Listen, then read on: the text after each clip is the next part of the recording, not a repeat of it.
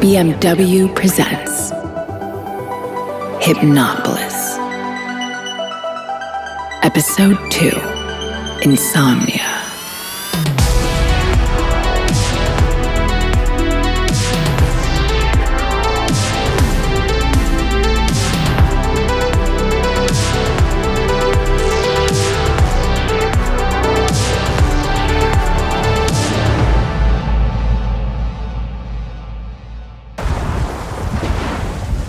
Driving through the night, it occurred to me that, without even much effort, I'd crossed a point of no return. Whatever else happened, I wasn't going to stop until I'd found Paul's killers. So much for letting the past stay buried.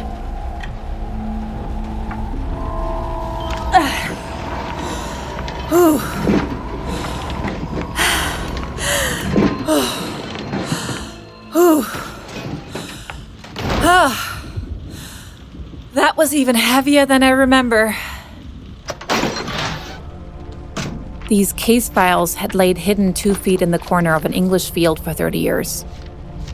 Which was weird because, to me, I'd only buried them a month ago.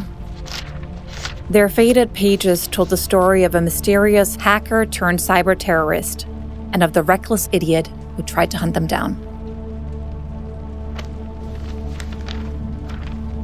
30 years ago or so, that had been my thing, documenting the growing hacktivist culture.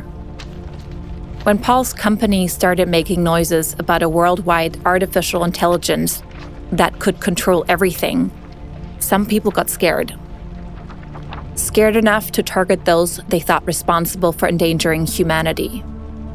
The early cyber attacks had been against government servers that housed the system, and then against the company that had created it, Imperius.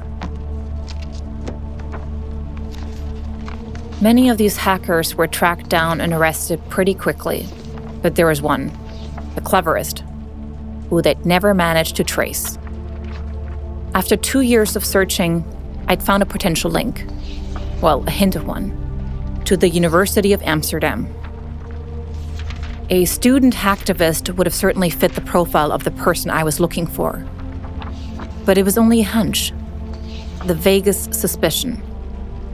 Still, that was when I started to feel like someone had noticed me looking. Like the guy said, when you stare into the abyss, sometimes the abyss stares back. That was when Paul told me to stop. Well, the final time. Maybe he thought Oberon would lose interest if I quit. That was always my problem, though. Once I got my teeth into something, I could never quit. The rest was history. Home? Yes, Hope? Just wondering, but are you able to rustle me up a complete list of students and faculty from the University of Amsterdam from, like, say, 2025 to 2030? What the hell's going on? Warning. That request was in contravention of Article 1, Paragraph 2 of your Reform Agreement and constitutes a violation of your parole. Oh, great. Warning. Thanks, Home. And there I was thinking you were on my side. Article 1, Paragraph 2 of your Reform Agreement and constitutes a violation of your parole. Warning.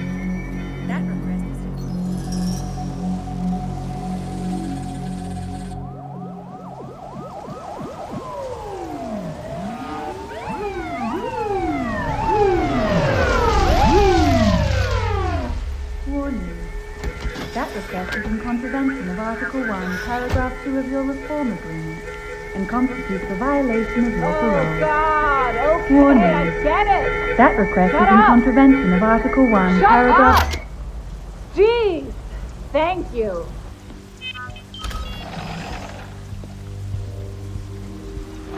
Well. Hope bloody riser. What in the blue blazes have you been up to? I was having a lie-in. Sergeant McNulty? My God. What the hell happened to you? That's detective inspector these days, kid. And life happened to me. 30 years of it.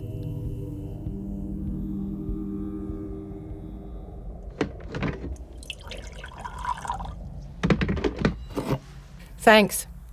It's the least I can do. Are these what I think they are? Yeah? Your imaginary case files. Your movement log said you'd taken a pod into the middle of nowhere at 3:05 this morning. Now I know why. I'm going to have to confiscate them, you know. Yeah. Seriously, kid. Kid? I'm 2 months older than you. Not anymore, you're not. Seriously, what are you playing at? Look, I'm still a journalist, okay? Whatever else I may be. Then keep a diary or something. And do me a favour, and keep your nose clean, at least until your parole's up. How's your social life? None of your business, pig. Now, play nice, Hope. I only ask because there's a retro bar in Old Soho called Century, and Thursday nights around midnight it gets pretty interesting. Thanks for the coffee. Wait a second. Aren't you arresting me? Nah. Consider your wrist well and truly slapped, though. And my files? I'm not carrying that strongbox with my knees. I'll send a couple of lads round. McNulty, Yes, citizen. aren't you a little overqualified to go around releasing ex-cons from lockdown? Thought you might appreciate a familiar face. Besides, I wanted to see how you were getting on. Take care of yourself, okay? Okay. See you around, Hope Riser.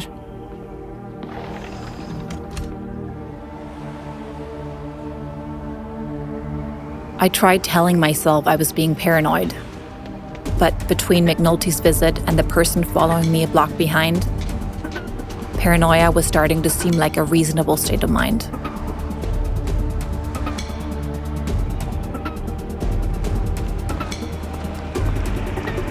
Besides, if I was going to make my date without an uninvited guest in tow, doing something crazy was unavoidable. Wait for the signal to cross. Wait for the signal to cross.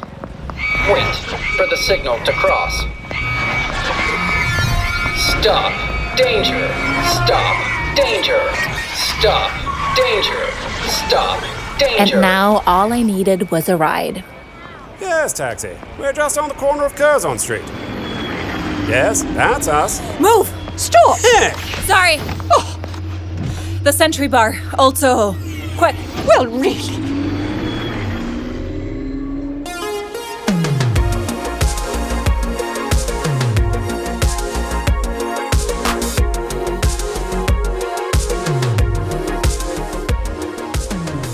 The Century Bar looked okay, but it made me realize I hadn't been out in the real world since my release. I'm guessing that's why she suggested a place with a retro theme, to try and make me feel at ease. McNulty! Hope. Glad you came. I was starting to worry I'd been too subtle. Retro, huh? Is this what people think the 30s were like? Stop complaining and get yourself a drink. There's a roof garden upstairs where we can talk.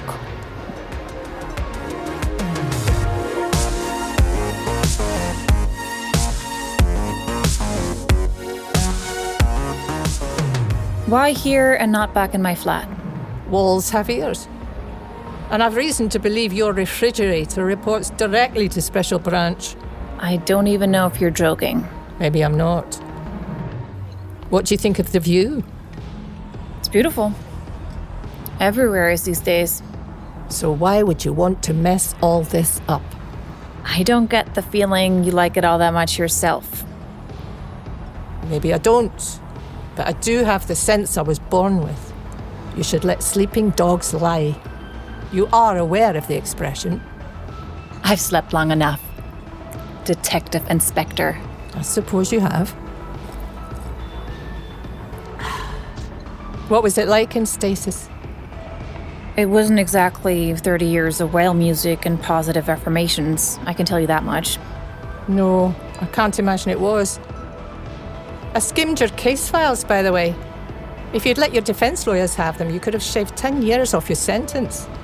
They wanted me to plead guilty. You were guilty, remember? I don't know what your game is, Hope, but if you go picking at old wounds like this, you're going to annoy some very important people. Like who? Like your late fiancé's colleagues at Imperius Corporation. They still haven't forgiven you, you know, even if their precious system thinks you've served your debt to society. I'm not very interested in what they think. Oh, you should be. Until the system goes fully autonomous next week, they're the power behind every throne on the planet. They could make life very uncomfortable for you. And what about Oberon? What happened to them? You're not listening. I'm talking about Milton Godley, Hope. The great architect himself. I don't care about Godley. What I want to know is whether Oberon's still operating. Who knows? Who knows if they ever really existed? I do. Okay, well, if you want to believe the rumours, it was Oberon who formed the Rapid Eye Movement. I take it you've caught up on recent history. Sam? Then you'll know they're a very real and very dangerous threat to world peace. They're behind multiple global cyber attacks over the last few years. Serious stuff. I thought the world was meant to be perfect now. That's what it says in the brochure, but people are people, and always will be. So there is a catch. I was wondering. Catch? Yeah. Like, where's the slave labor these days? And who's hoarding the capital? Things can't have changed that much in 30 years. You're even more cynical than me, you know that? Maybe the world isn't perfect, but thanks to the system, we're living in the least imperfect version of it. Don't get me wrong, politicians would still be lying their arses off if they could get away with it. But the system doesn't let them. Forced labour is a thing of the past.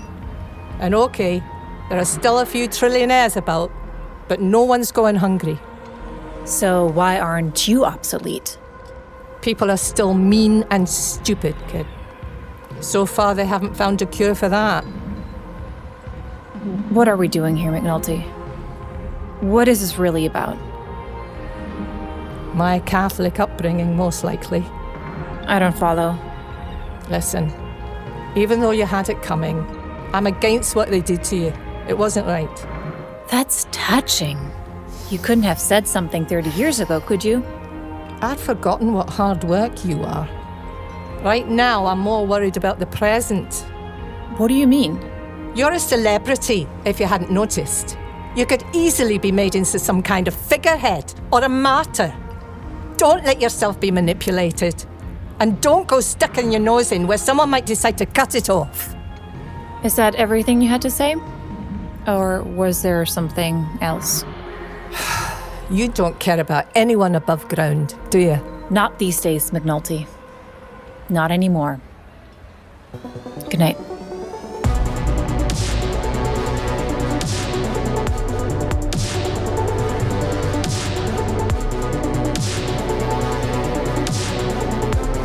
I knew McNulty had been trying to help, but she'd been wasting her time. Sticking my nose in had always been the thing I was best at. If I gave that up, I had no idea what to do instead. I might as well have gone back to sleep. One thing I did know, I was being followed again. Son of a... Hey, you! Don't bother hiding! I know you're there! What do you want from me, huh? Who are you working for? Hey! Stop! Stop! Stop, you wimp! Stop! Yeah, you run from me! I'm not afraid of you!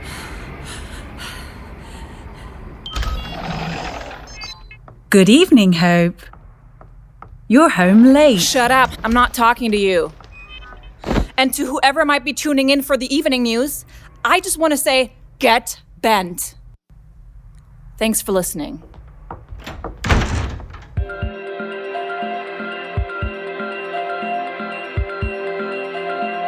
Waking up the next morning, I guess I'd had time to sleep on things. Anyway, I decided on the best place to start sticking my nose in first. Imperius Corporation. Good morning. Yeah, hi. I wonder if you can point me in the right direction. I'm writing an article on the morality of the sleep penalty system, and I was wondering if I could get a statement. Are you a journalist? Yes, I am. Oh, one moment, please. Hello, how may I help you? Hi, good morning. I'm writing a piece on the... Yes, it was explained to me. May I take your name and the name of your publication, please? Yes, my name is Hope Reiser and Hope Reiser? Yes? Is there a problem? Apparently there is. Well, it was worth a shot. Home? Yes, Hope?